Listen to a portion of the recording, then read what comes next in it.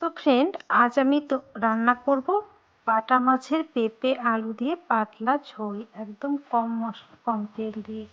তো এখানে আলু কেটে নিয়েছি, পেঁপে কেটে নিয়েছি, আর নিয়েছি কাঁচা লঙ্কা, পেঁয়াজ। তো রান্নাটা আমি কিভাবে করছি সেটাই তোমাদের সঙ্গে শেয়ার করব।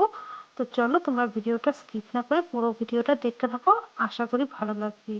আর এই রান্নাটা কম বেশি তোমরা সবাই জানো, তবু আমি কি করে করছি সেটাই তোমাদের সঙ্গে শেয়ার করব। এখানে মাছগুলো ভাজা হয়ে গেছে, মাছগুলো কিন্তু তুলে নেবো।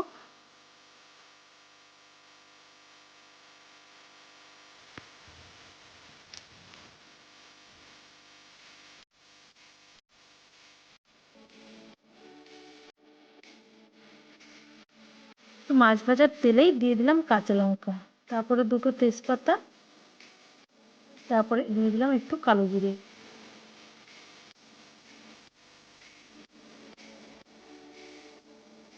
তারপরে দিয়ে দিলাম পেঁয়াজ। পেঁয়াজটা একটু ভেজে নিয়ে দিয়ে দেবো কেটে রাখা আলু আর পেঁপে।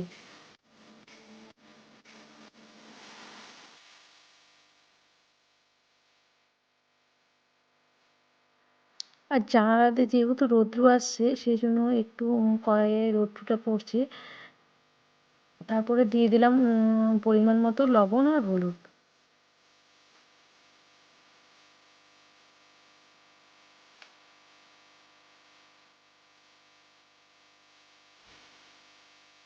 তারপরে একটুখানি ঢেকে রাখবো যতক্ষণ লবণ হলুদের যে জলটা যতক্ষণ না শুকিয়েছে ততক্ষণ পর্যন্ত।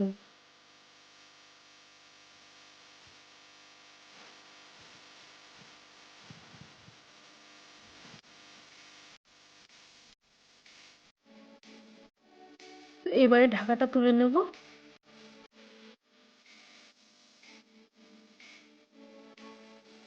তো লবণ হলুদের জলটা শুকিয়ে এসছে, এখন একটু হালকা হালকা করে একদম কম পরিমাণে ভেজে নেব।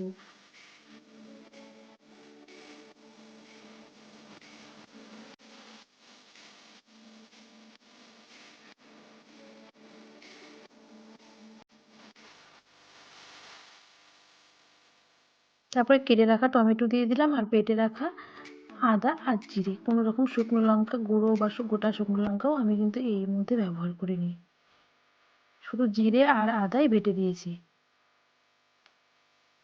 তারপরে একটুখানি ঢেকে রাখলাম টমেটোটা নরম হওয়ার জন্য। তারপরে ঢাকা তুলে এবার ভালো করে কষিয়ে নেব।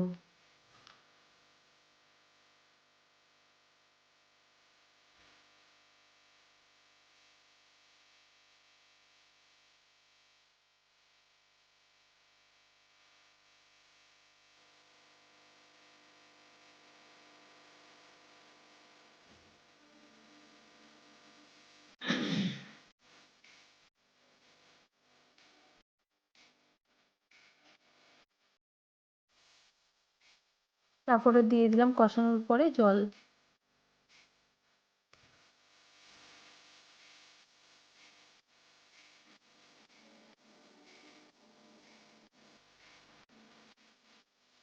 তারপরে ঝোলটা ফুটে উঠলে ভেজে রাখা মাছগুলো দিয়ে দিলাম।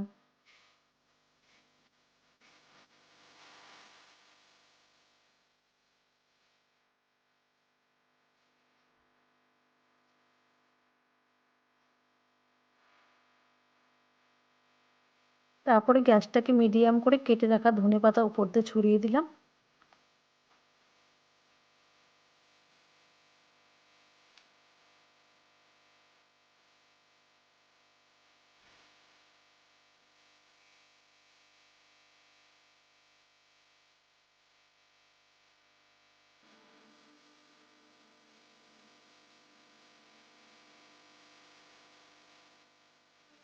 তারপরে একটুখানি ঢেকে রাখবো একদম আঁচটা লো করে। ঢাকা তুলেই কিন্তু রেডি হয়ে গেছে আমার পাতলা মাছের ঝোল। আর এই ঝোলটা কিন্তু পুষ্টিকরও বলতে পারো।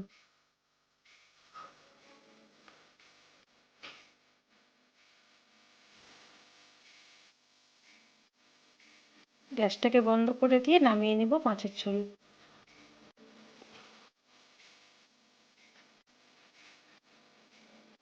তো ঝোলটাকে বাটিতে তুলে নিয়েছি, আর এরকম দেখতে হয়েছে, দেখো কত সুন্দর একটা কালার এসছে। কোনো রকম কিন্তু শুকনো লঙ্কা আমি ব্যবহার করিনি, তবুও একটা সুন্দর কালার এসছে।